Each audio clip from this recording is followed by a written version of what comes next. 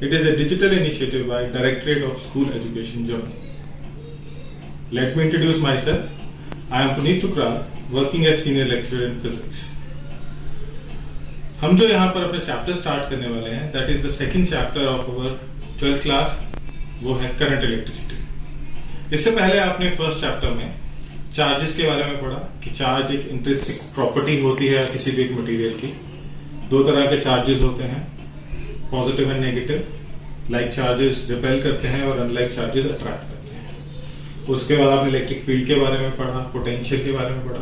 तो आपने एक चीज और पढ़ी कि उनके ऊपर जो फोर्सेज एक्ट करती हैं वो इक्वल एंड ऑपोजिट एक्ट करती हैं, जिससे जो आपके जितने भी चार्जेस थे आपने चार्जेस एट रेस्ट के बारे में पढ़ा। अब जब कभी भी हमें किसी चार्ज को एक्सेलरेट करना होता है तो कहीं ना कहीं पे फोर्स जो है वो डिफरेंट होनी चाहिए, इम्बैलेंस होनी चाहिए। इम्बैलेंस इन द सेंस जहां कहीं भी फोर्स इम्बैलेंस होगी वो किसी भी एक चार्ज में मोशन प्रोड्यूस करेगी या उसको एक्सेलरेट करेगी। तो जो सेकंड चैप्टर है हमारा वो रिगार्डिंग इसीलिए है कि इलेक्ट्रिक फील्ड हमारी चार्जेस को कैसे एक्सेलरेट करता है, और जो चार्जेस हैं, मोशन ऑफ चार्जेस को हम इलेक्ट्रिक करंट कहते हैं। और इसी तरह से जब हम इलेक्ट्रिक करंट की बात करते हैं तो इलेक्ट्रिक करंट को हिंदी में उसको विद्युत प्रवाह कहा जाता है, या जो उसमें आपकी जो धारा, विद्युत की धारा। तो उसी तरह से ये धारा भी वैसी ही है जैसे हम वाटर करंट की बात करते हैं कि वाटर फ्लो कर रहा है, उसी तरह से जब चार्जेस फ्लो करते हैं तो वो इलेक्ट्रिक करंट को कॉन्स्टिट्यूट करते हैं।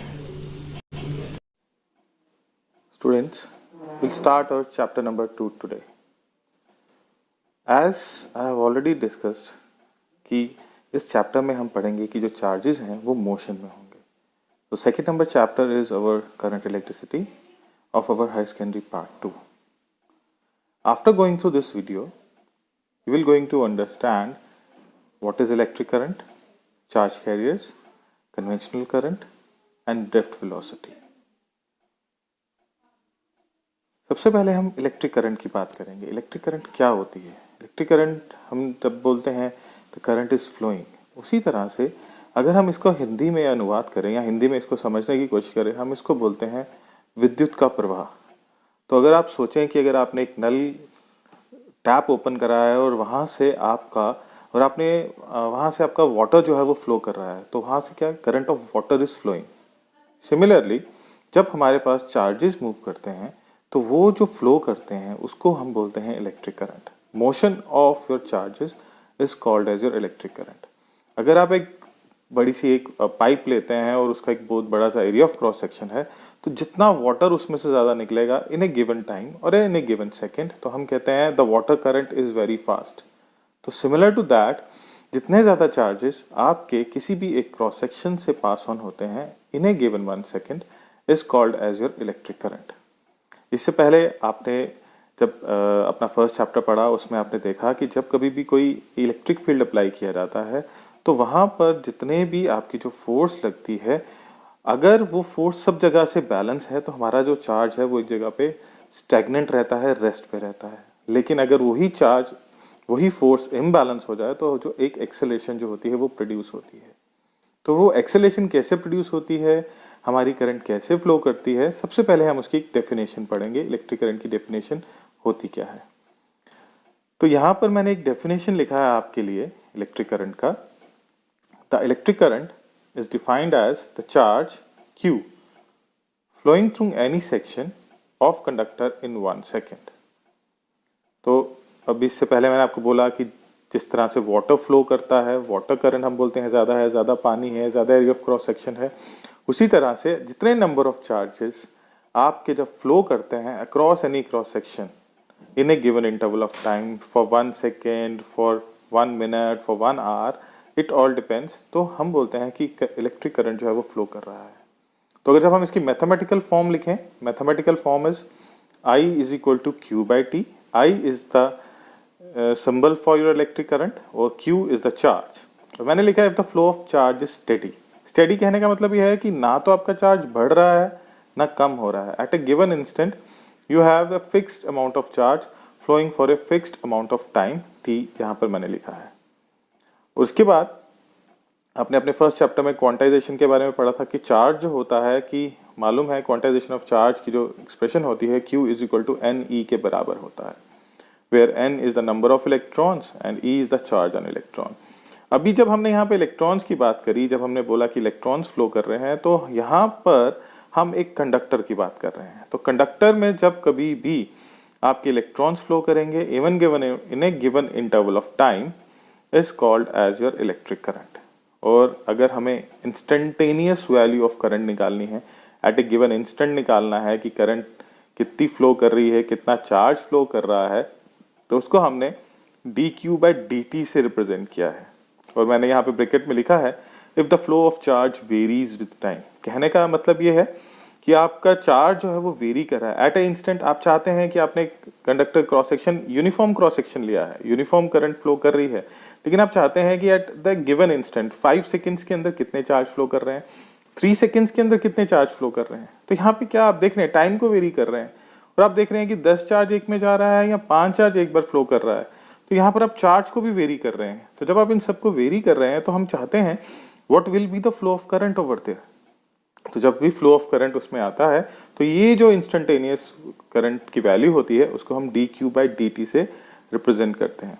तो सबसे पहली चीज, इलेक्ट्रिक करंट की डेफिनेशन क्या होगी, flow of charges through any section of conductor in 1 second. अब यहाँ पर हमने करंट की कुछ कैरेक्टरिस्टिक्स के बारे में लिखा है। Current is a scalar quantity, it is a scalar quantity. इसके अब दो, इसके साथ एक डायरेक्शन जरूर होती है कि हम बोलते हैं कि करंट जो है वो नेगेटिव टू पॉजिटिव फ्लो करती है या पॉजिटिव से नेगेटिव फ्लो करती है। ये सब अलजेब्रिक जितने भी एक्सप्रेशंस हैं उनको फॉलो करती है, लेकिन वेक्टर एडिशन जो है उसको ये फॉलो नहीं कर पाती। तो इसीलिए हमने करंट को एक स्केलर क्वांटिटी का नाम दिया हुआ है। और यहाँ पर जो इसके एसआई यूनिट होते हैं वो एम्पेयर होता है, जिसका सिंबल मैंने कैपिटल ए से रिप्रेजेंट किया है। और जब कभी भी अगर आप इसको कंप्लीट लिखेंगे तो एम्पियर लिखेंगे आप, वो स्मॉल ए से स्टार्ट होता है। 1 ampere is equal to 1 coulomb per second. ये मैं आप लोगों को इसलिए बता रहा हूँ एम्पेयर को स्मॉल ए से क्यों लिखना है, बिकॉज ये एक सर्टन नोटेशंस होती हैं लिखने के लिए। जब कभी भी आप यूनिट लिखते हैं किसी के लिए तो उसका जब कभी आप फुल फॉर्म लिखेंगे तो हमेशा स्मॉल से शुरू किया जाता है, और जब अगर आप उसका सिंबल लिखेंगे तो कैपिटल ए रहता है।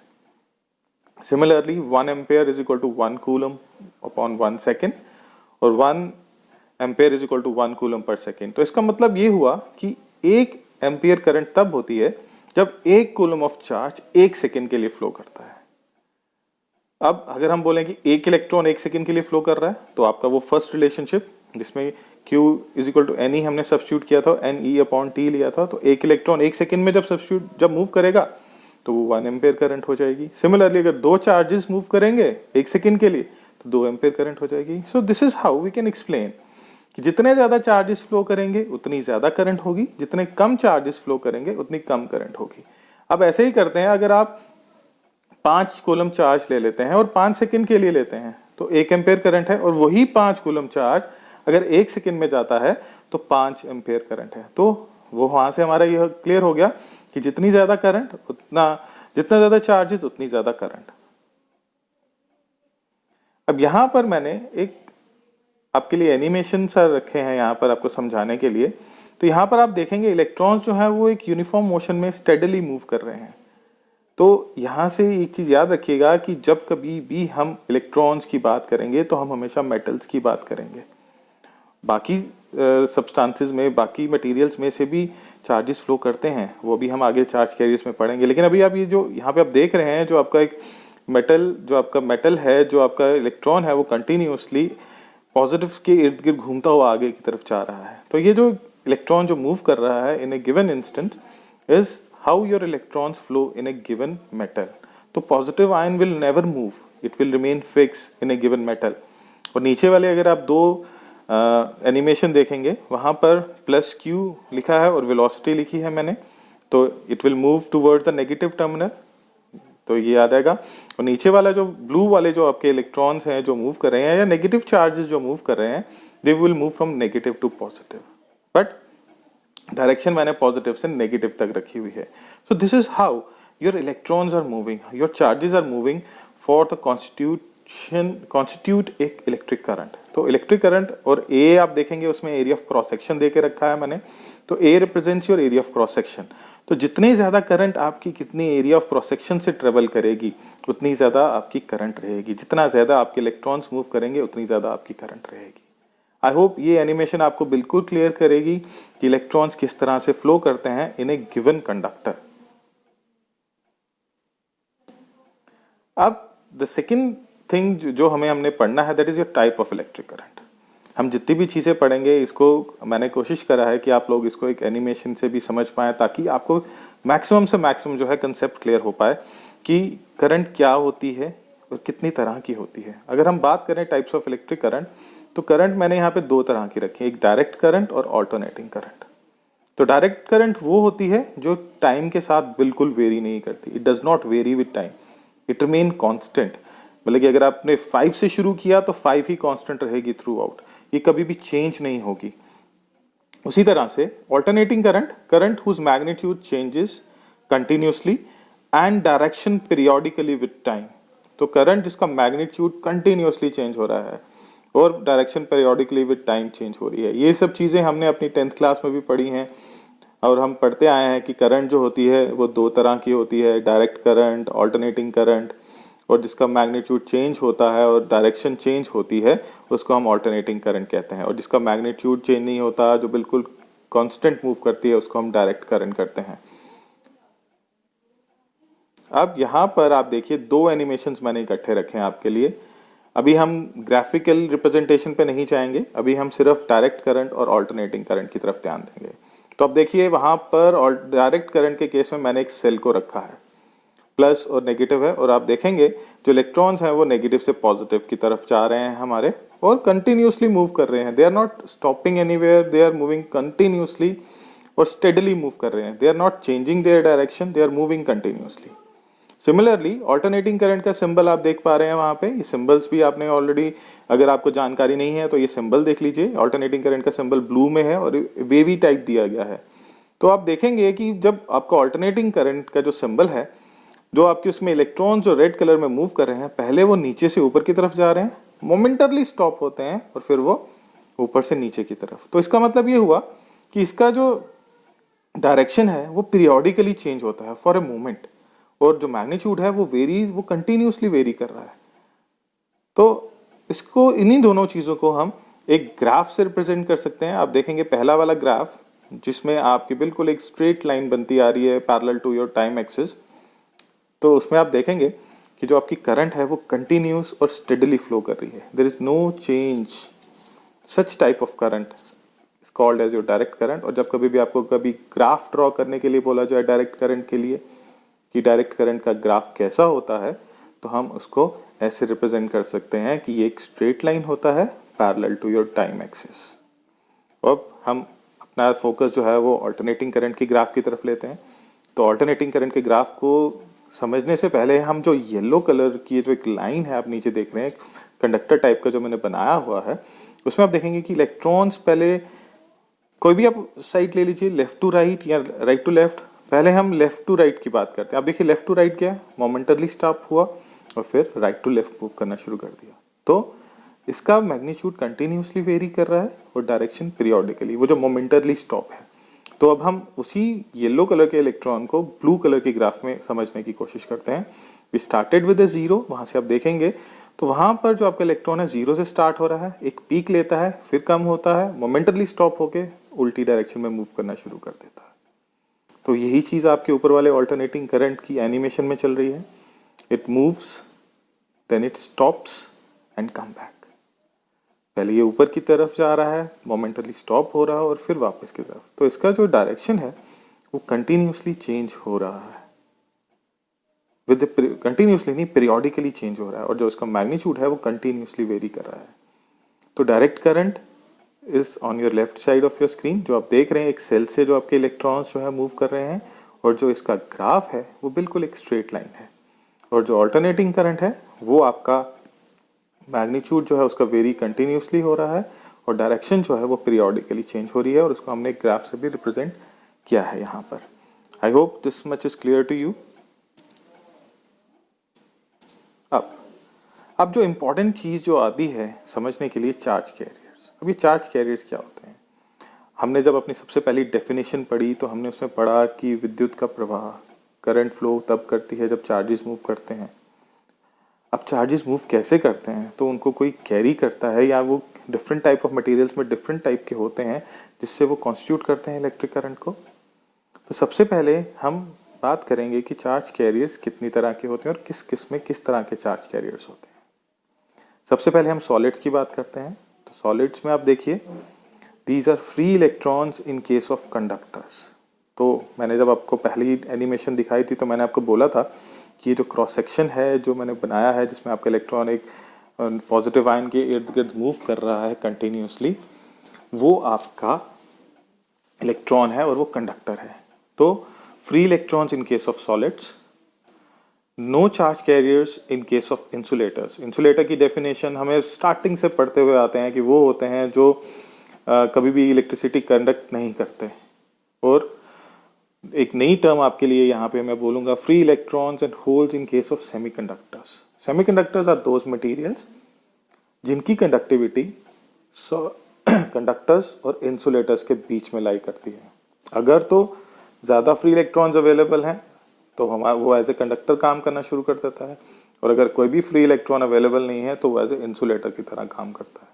तो अगर हम इसमें बोलें कि होल क्या चीज़ है, तो hole is nothing but a missing electron. ये एक कंसेप्ट है जो एक पूरा चैप्टर डेडिकेटेड है हमारे पास सॉलिड्स एंड सेमीकंडक्टर्स का, जो हम अभी आगे जाकर पढ़ेंगे। लेकिन फिलहाल हमें इन चीज़ के बारे में पता होना चाहिए, एक क्यूरियोसिटी होनी चाहिए होल्स क्या होता है। तो मैंने आपको ये बता दिया कि होल कुछ नहीं होता है बट एक मिसिंग इलेक्ट्रॉन होता है एक सेमीकंडक्टर मटेरियल के अंदर। और कोई भी तरह का चार्ज कैरियर जो है आपका वो इंसुलेटर्स में नहीं होता, और फ्री इलेक्ट्रॉन्स जो हैं वो कंडक्टर्स के केस में अवेलेबल होते हैं। अब मैंने यहाँ पर कंडक्टर के केस में कैसे आपके इलेक्ट्रॉन्स मूव करते हैं वो बताया है। तो एक चीज़ यहाँ से क्लियर हो रही है, रेड में अगर आप देखेंगे that your ions are fixed, your positive ions are fixed, your electrons are moving. What are these electrons? These electrons are free electrons.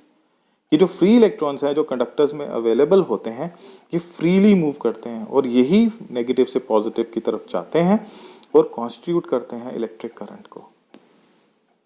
अब देखिए इसको कि पॉजिटिव आयंस कांस्टेंट हैं और इलेक्ट्रॉन एक ग्रीन कलर में जो रिप्रेजेंट किए हैं वो धीरे धीरे धीरे करके आगे की तरफ मूव कर रहे हैं। This is how your atoms of the conductor will behave, और you can say the electrons will move when you apply an external source to it. अब charge carriers in case of liquids की हम बात करेंगे, positive and negative ions. Positive and negative ions बहुत simple है। अगर हम इलेक्ट्रोलाइट्स के बारे में बात करें, इलेक्ट्रोलाइट्स में क्या होता है, जो ही दो रॉड्स होती हैं जिनको हम इलेक्ट्रोड्स लेते हैं और एक एक्सटर्नल सप्लाई हम देते हैं एक्सटर्नल सोर्स से, सेल या बैटरी से, तो क्या होता है आपका जो इलेक्ट्रोलाइट है वो ब्रेकअप हो जाता है। हम एक नॉर्मल सा एक छोटे सी एग्जांपल लेते हैं सोडियम क्लोराइड की, NaCl। तो जब कभी भी हम बोलते हैं कि सोडियम क्लोराइड का जो है, sodium is your Na positive and chlorine is negative, तो सोडियम का जो एटॉमिक नंबर है वो 11 है। अगर वो एक इलेक्ट्रॉन लूज करे तो उसका ऑक्टेट पूरा हो जाता है और वो स्टेबल बन जाता है, तो वो सिंपली अपना एक इलेक्ट्रॉन जो होता है वो छोड़ देता है। और उसी तरह से क्लोरीन का होता है 17, और अगर वो एक इलेक्ट्रॉन गेन कर ले तो उसकी जो है ऑक्टेट पूरा हो जाता है और वो स्टेबल हो जाता है, तो वो वहाँ से एक इलेक्ट्रॉन गेन करेगा। तो हमें मालूम है जब कोई भी एक एटम आपका इलेक्ट्रॉन छोड़ता है तो उसके ऊपर पॉजिटिव चार्ज आता है, और अगर कोई भी एक एटम इलेक्ट्रॉन गेन करता है तो उसके ऊपर नेगेटिव चार्ज आता है। तो लिक्विड्स में हमारे जो चार्ज कैरियर्स होते हैं वो होते हैं positive and negative ions. Similarly gases की मैं आपको एक बड़ी अच्छी खासियत सी बात बताता हूँ, खासियत है उनकी, दे बिहेव एज इंसुलेटर्स। उनमें और इंसुलेटर्स में कोई फ़र्क नहीं है, लेकिन वो भी कंडक्ट करती हैं। कब?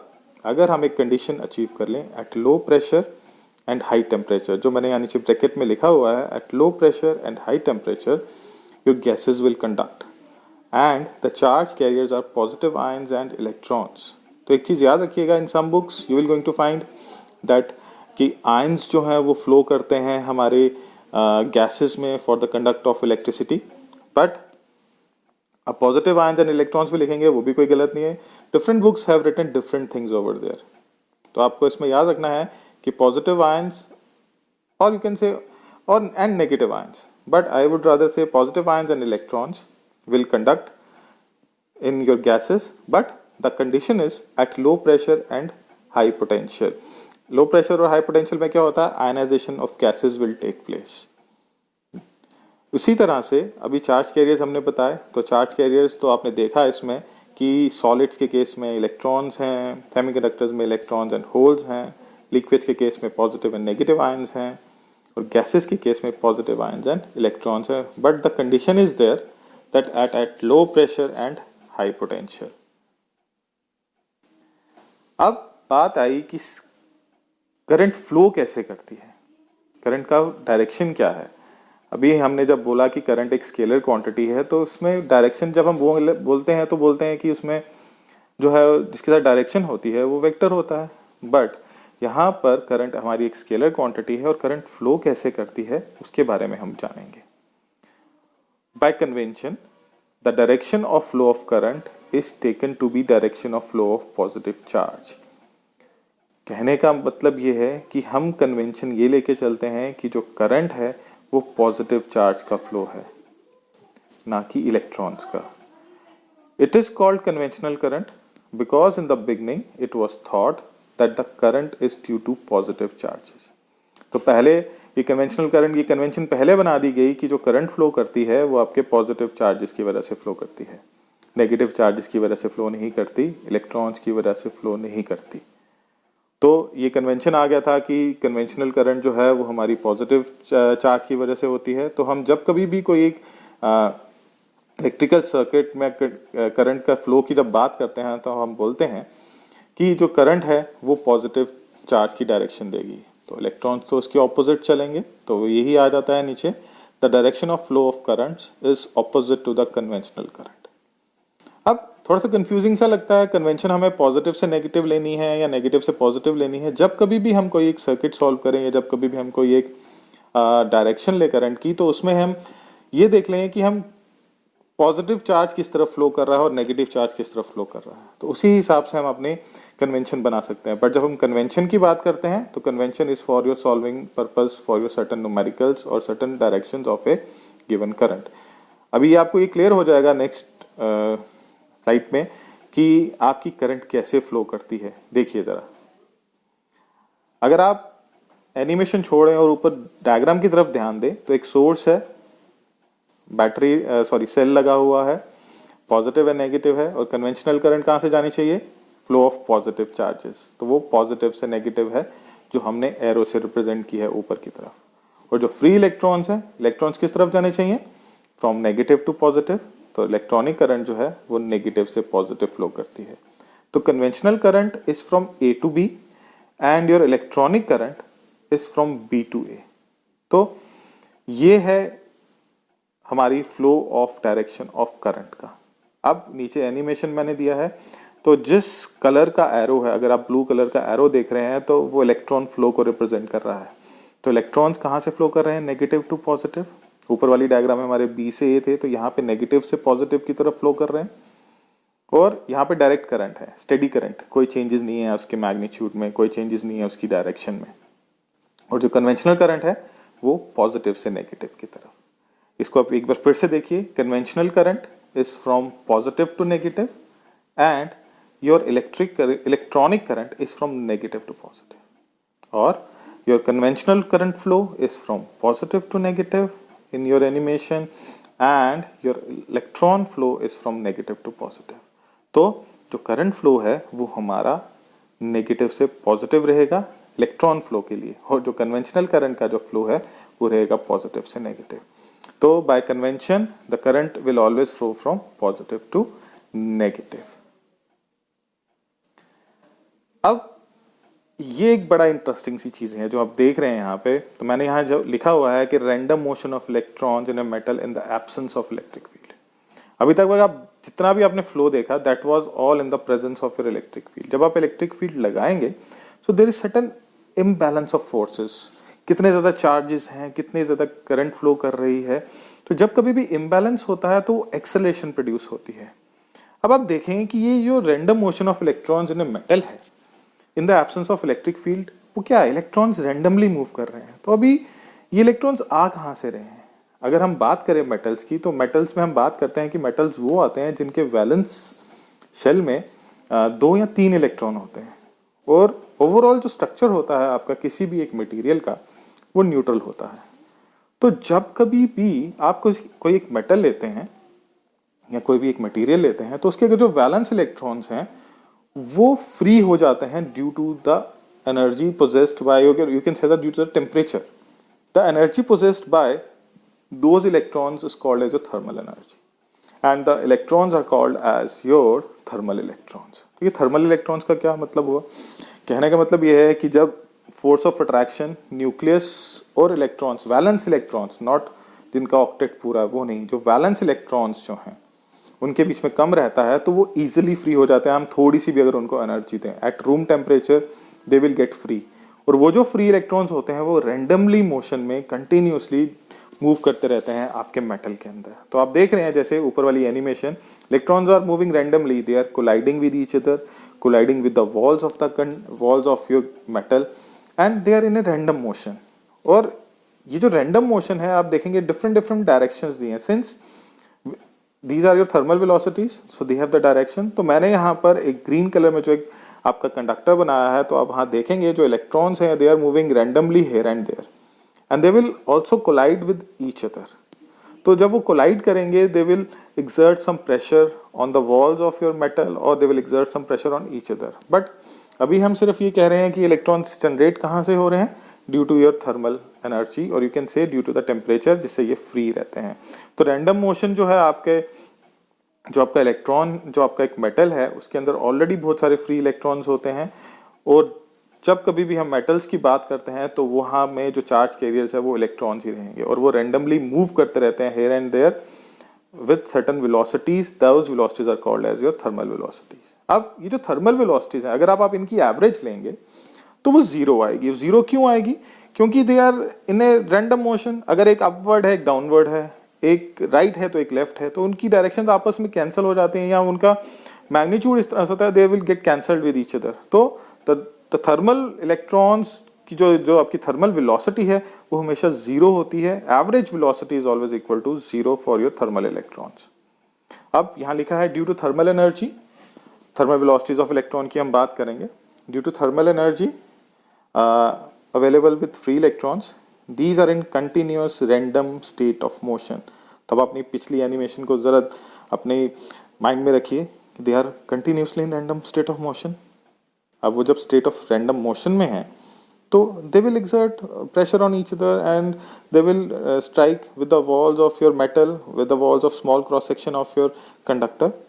Since electrons are in continuous random motion, the average thermal velocity of electrons in a conductor is zero. तो एवरेज थर्मल वेलोसिटी मैंने आपको बताया because they will cancel out each other. हम एक आसान भाषा में उसको समझे कि उनकी वो आपस में कैंसिल आउट कर रहे हैं सब के सब। तो average thermal velocity electrons in a conductor is zero. तो U1 plus U2 up to total number of जितने भी आपके इलेक्ट्रॉन्स उसके अंदर आपके एक कंडक्टर की क्रॉस सेक्शन में एग्जिस्ट कर रहे हैं वो आपके जीरो रहेंगे। तो थर्मल इलेक्ट्रॉन जनरेट कैसे होते हैं? क्योंकि उनको थर्मल एनर्जी मिलती है।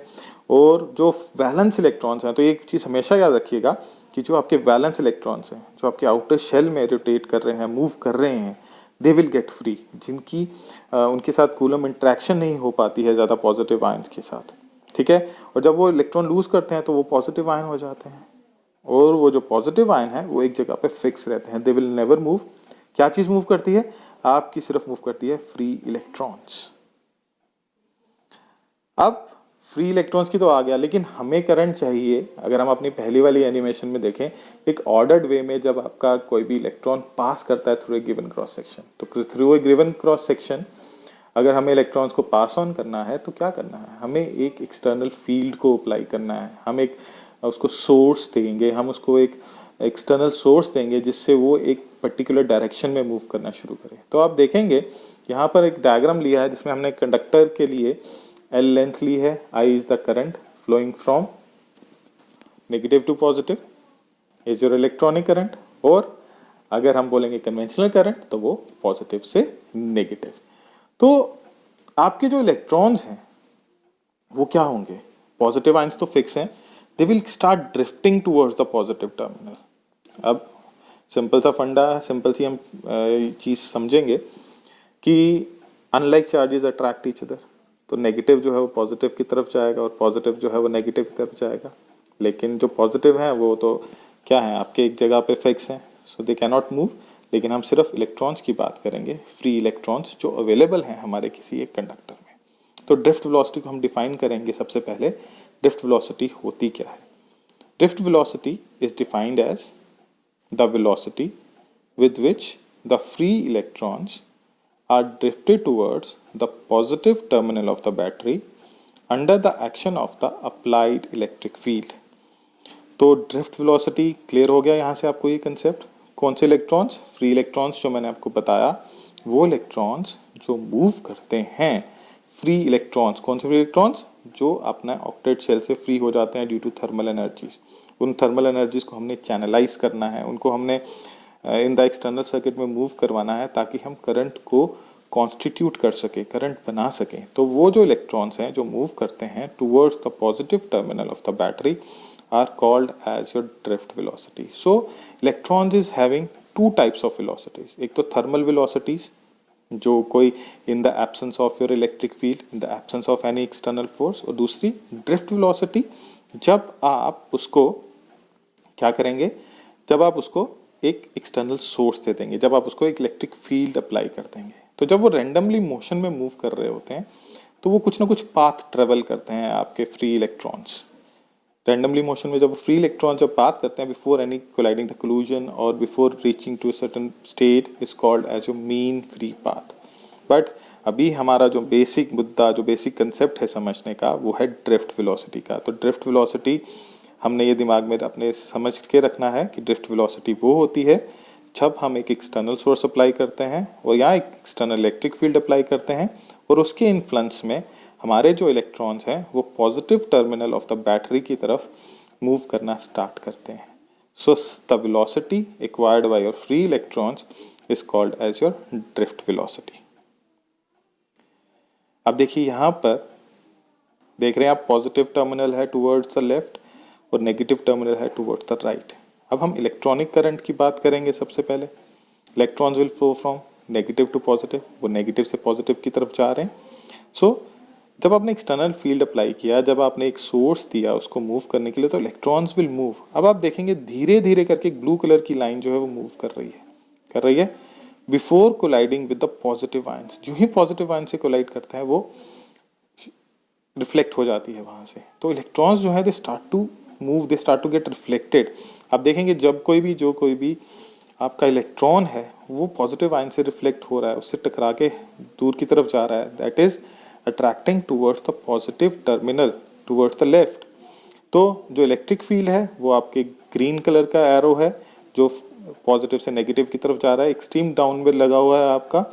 तो आप सोचेंगे कि जब इलेक्ट्रॉन जो है वो पॉजिटिव आयन के साथ टकरा रहा है तो वो उसको हिला क्यों नहीं रहा, एम्बेड क्यों नहीं कर रहा, या उसके साथ जुड़ क्यों नहीं रहा है? बट ये हमारे फ्री इलेक्ट्रॉन्स हैं, they are already in random motion. और पॉजिटिव आयंस को वो हिला इसलिए नहीं सकता क्योंकि पॉजिटिव का जो मास होता है वो ज्यादा होता है as compare to your electrons, positive charges का या पॉजिटिव आयंस का। तो आपके जो इलेक्ट्रॉन्स हैं they are getting drifted towards the positive terminal, और ये जो पॉजिटिव टर्मिनल की तरफ जो ड्रिफ्ट कर रहा है, ये जो वेलोसिटी एक्वायर करते हैं आपके electrons is called as the drift velocity. Animation को हम एक बार दोबारा से देखेंगे। देखिए दोबारा से, electrons are continuously moving towards the positive terminal, धीरे धीरे धीरे करके, और जो ही वो पॉजिटिव आयन के बाद ये छोटा सा एरो ब्लू कलर का बनता है, और जो ही वो पॉजिटिव आयंस की तरफ चलते हैं इट विल डिफ्लेक्ट बैक और दोबारा से वो पॉजिटिव टर्मिनल की तरफ जाना शुरू कर देता है। जो इलेक्ट्रिक फील्ड है वो हमारा पॉजिटिव से नेगेटिव की तरफ है, ये हमने ऑलरेडी अपने फर्स्ट चैप्टर में पढ़ा हुआ है। हायर पोटेंशियल से लोअर पोटेंशियल की तरफ जो होता है वो इलेक्ट्रिक फील्ड जाता है, और जो इलेक्ट्रॉन्स हैं, जो आपके इलेक्ट्रॉन्स होंगे वो ड्रिफ्ट होंगे लोअर पोटेंशियल से हायर पोटेंशियल की तरफ। और जब वो ड्रिफ्ट होंगे लोअर पोटेंशियल से हायर पोटेंशियल की तरफ तो ऑब्वियस है certain acceleration will be produced.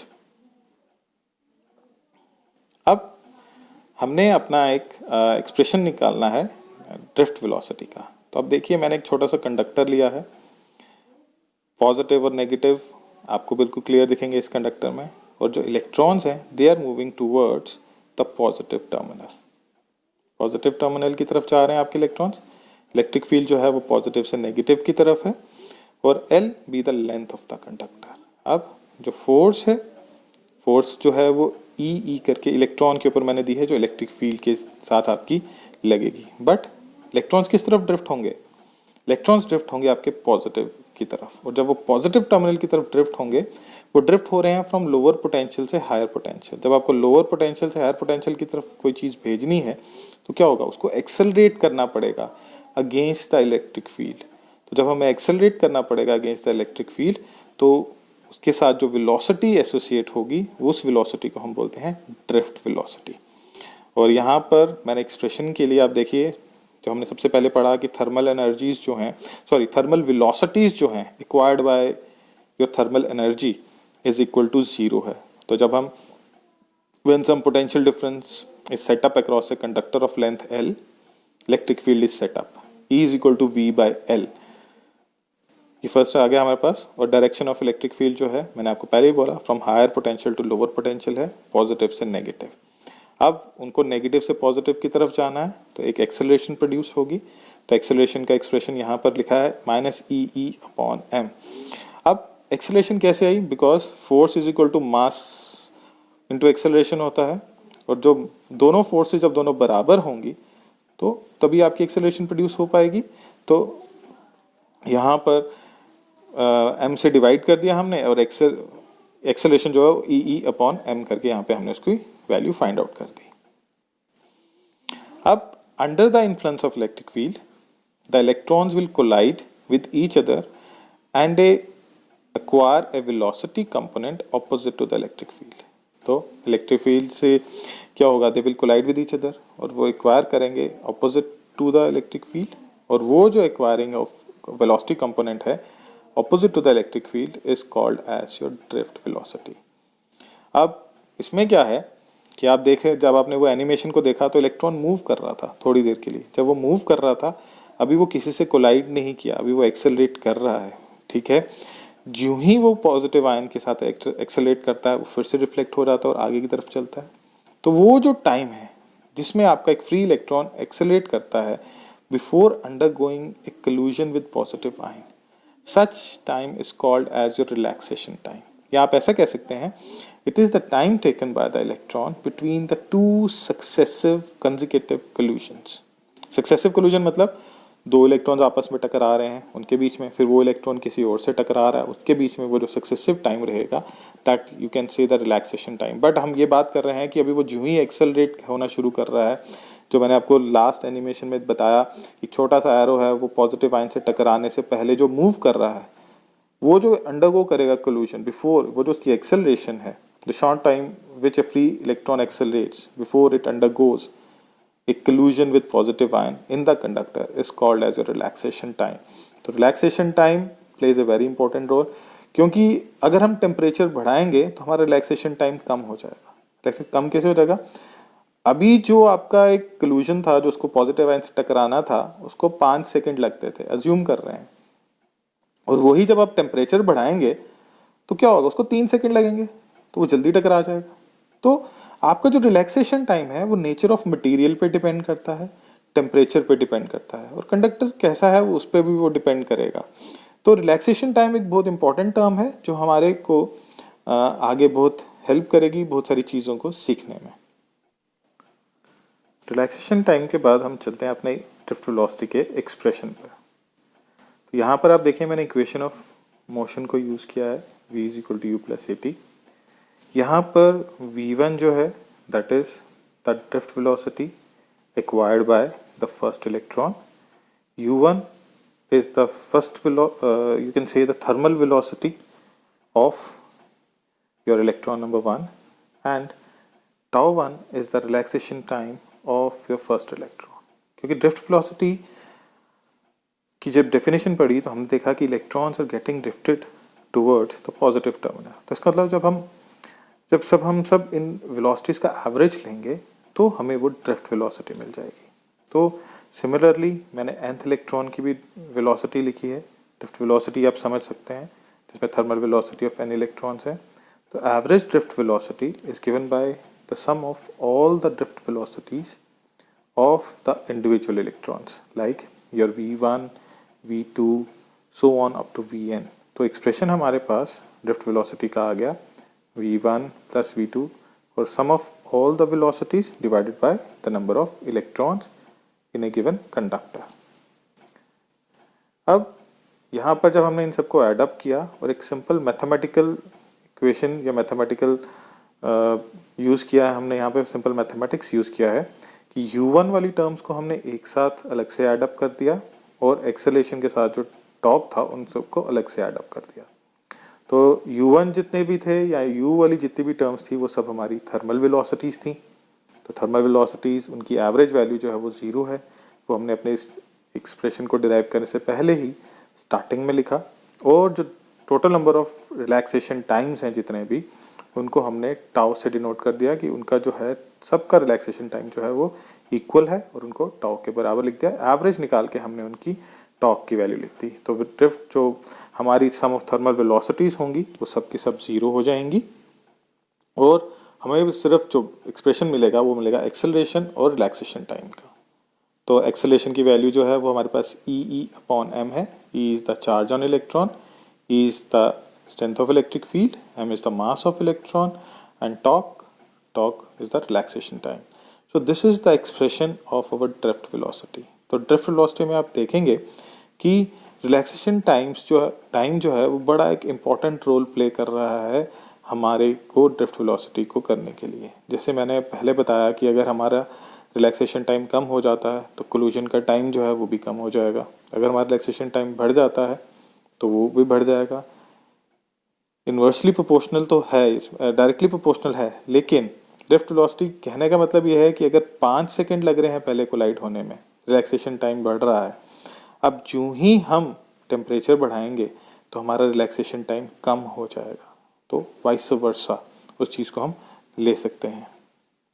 अब ये एक इम्पॉर्टेंट पार्ट है हमारे इस चैप्टर में, इम्पॉर्टेंट क्वेश्चन है relation between current and drift velocity. तो यहाँ पर मैंने एक कंडक्टर लिया है, उसका एरिया ऑफ क्रॉस सेक्शन लिया है। ड्रिफ्ट डायग्राम बिल्कुल वैसी है जैसे ड्रिफ्ट वेलोसिटी की थी, लेकिन सिर्फ हमने बताना है कि करंट और ड्रिफ्ट वेलोसिटी के बीच में क्या रिलेशनशिप है। अभी L जो मैंने ब्लू कलर से रिप्रेजेंट किया है represents the length of the conductor. Capital A is the area of cross section of your conductor जो हम ले रहे हैं। N is the number of electrons per unit volume and E is the charge on electron. अब अगर हमें number of free electrons देखने हैं इन ए गिवन कंडक्टर, तो वो तो जितने number of electrons in a particular volume में होंगे वही आएगा। तो A और L जो है वो हमें वॉल्यूम रिप्रेजेंट करेगा, N हो जाएगा नंबर ऑफ फ्री इलेक्ट्रॉन्स। तो टोटल चार्ज क्या होता है? टोटल चार्ज होता है NE अकॉर्डिंग टू क्वांटाइजेशन। वही चल रहा है, इसमें कोई फॉर्मूला कभी कोई चेंज नहीं होता है, तो मैं उससे आपको थोड़ा आसानी रहेगी समझने में। तो नंबर ऑफ इलेक्ट्रॉन्स N जो थे वो हो गए NaL थे, और जब हमने टोटल चार्ज की बात की तो E is the charge on electron, तो वो बन गया NaLe। So this much will be the total charge on an given electron, sorry not electron, on A given conductor. अब जब आपके नंबर ऑफ इलेक्ट्रॉन्स है, जब उनको ट्रेवल करना है एरिया ऑफ क्रॉस सेक्शन पे, जब वो ट्रेवल करेंगे तो उनको क्या करना है? They have to drift toward the positive terminal. तो जब वो पॉजिटिव टर्मिनल तक उनको पहुंचना है तो उनको कुछ टाइम लगेगा वहां तक पहुंचने में। They have to cover certain distance over there, तभी वो करंट कॉन्स्टिट्यूट कर पाएंगे। तो जो टाइम है उनको वहां पहुंचने में वो हम लिखेंगे L/Vd करके। Why it is L/Vd? Because जो वेलोसिटी होती है वो होती है डिस्प्लेसमेंट अपॉन टाइम। तो यहाँ पर हमने वही लिखा है, L जितना डिस्टेंस या उनको वहां तक चलना है और टाइम जितना वो लगेगा। So I read it out. When a battery is connected across the conductor, an electric field will be set up and electrons will drift towards the positive terminal of the battery with velocity Vd। सब कुछ similar है।